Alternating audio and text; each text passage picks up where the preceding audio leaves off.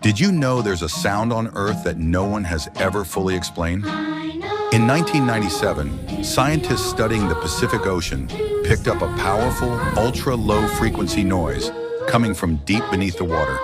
It was louder than a submarine, yet no ship was there. They called it the bloop. At first, some thought it came from an unknown creature. Others believed it might be volcanic activity or shifting ice far beneath the waves. The strange part?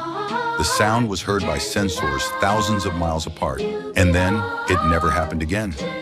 Years later, researchers suggested it may have been a massive icequake, an iceberg cracking under immense pressure in the deep ocean.